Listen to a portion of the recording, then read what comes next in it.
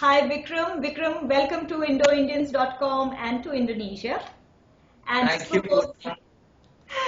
thanks Vikram. And just before we start, I'd like to give a very short introduction to Vikram.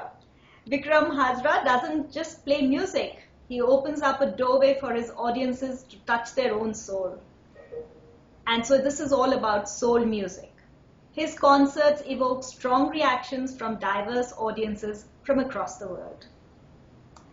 And from the simplest of Indian folk bhajans to poetry, from Buddhist chants, African American spiritual music, and to philosophy of various poet saints like Kabir, Meera, Vikram's concerts seamlessly meld diverse styles into an organic whole. So welcome to the show, Vikram. Thank you so much, Poonam. It's lovely to be with you. Thanks. And we are so looking forward to having you here in Jakarta. Yeah, it's been a while since my last trip, hasn't it? When were you here last? Officially in 1998 last, but of course I've made a couple of holiday trips, which haven't involved any concerts, fortunately. I was in Yogyakarta and Borobudur a couple of years ago with my wife. Oh, wow. A very brief vacation. Beautiful, beautiful. You also have a concert now in Jakarta on the 25th of October? Yes, I'm just coming in for the concert specifically with my band.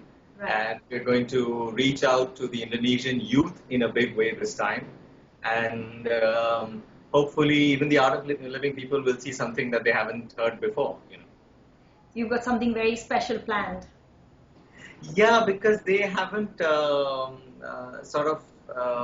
kept up with the way my music has changed over the years. So I've been traveling to every place but Jakarta, unfortunately, though I have so many close friends. And I'm glad finally things came together and we'll be able to spend some time and share this beautiful music. Tell us a little bit about how you got into music, because I read somewhere that you're a self-taught musician. Well, I don't have any formal training in music, but I must say I've probably made more mistakes than other people and consequently worked harder than others to overcome that lacuna. Having said that, I have a lot of exposure to different styles of music. I used to be a music critic. I had my own column writing about rock and jazz when I was in my early 20s. Right. So I have studied the history and background of various styles of world music very extensively. That doesn't really translate into performance in any way. Okay. I think it was just a blessing from above that I'm able to play this kind of stuff now. And all this spiritual music, all this, an amalgamation of all the various kinds of spiritual teachings, etc. in your music, how did you bring this fusion to happen? Well, that's probably the best question you could have asked me. There's two sides to it. One is that wherever I have traveled across the world, even when there are people quarreling over religious and communal issues or issues of land and property and things like that, music is one language that everybody speaks and which unites everyone. Okay. So I wanted to use music as a vehicle to bring more peace to people, to bring more understanding in the world.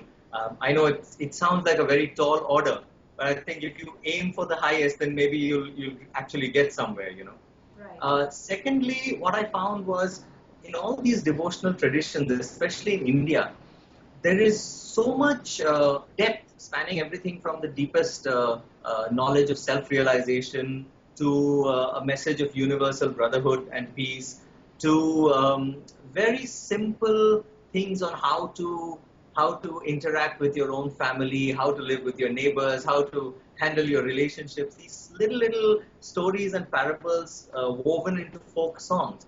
And I said, why not bring this to people? There are people in India who have no idea that this music exists in the villages of India.